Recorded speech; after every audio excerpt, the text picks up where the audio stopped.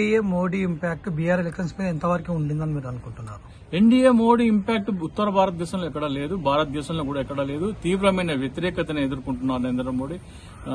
ప్రజాగ్రహానికి గురవుతున్నారు. కానీ ఆయనకున్న మన ప్రభుత్వ సంస్థలు ఏవైతే ఉన్నాయో వాళ్ళని తన గ్రిప్ లో పెట్టుకుని విపక్షాలని బెదిరించో బ్లాక్మెయిల్ చేసో ఆయన తన ఆధీనంలోకి తెచ్చుకుంటున్నారు. మన దేశ ప్రజాస్వామ్యానికి, మన దేశ న్యాయ వ్యవస్థకి మాయని మచ్చ ఒకటి ఏంటంటే, ఒక బీజేపీ తరఫున మాట్లాడే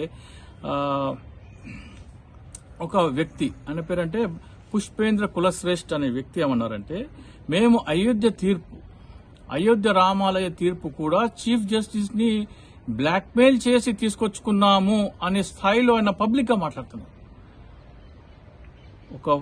ఒక డయాస్ నుంచి పబ్లిక్ గా అది ఊరికనే వచ్చిన తీర్పేమీ కాదు, చీఫ్ జస్టిస్ గొగోయ్ గారి అల్లుడు గారి భాగవతం ఇది అని నరేంద్ర మోడీ ఒక లెటర్ చూపిస్తే దేహి అని తలొగ్గి తీర్పు అనుకూలంగా ఇచ్చారు. దాని తర్వాత ఆయనకు రాజ్యసభ పదవి.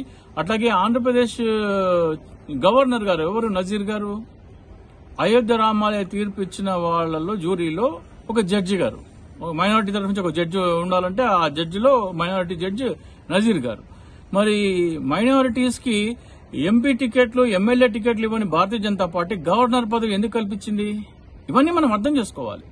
సో భారతదేశ ప్రజాస్వామ్యం పూర్తి ప్రమాదంలో ఉంది. దాదాపు అది ప్రజాస్వామ్య ముసుగులో నిరంకుశత్వం నడుస్తోంది భారతదేశంలో.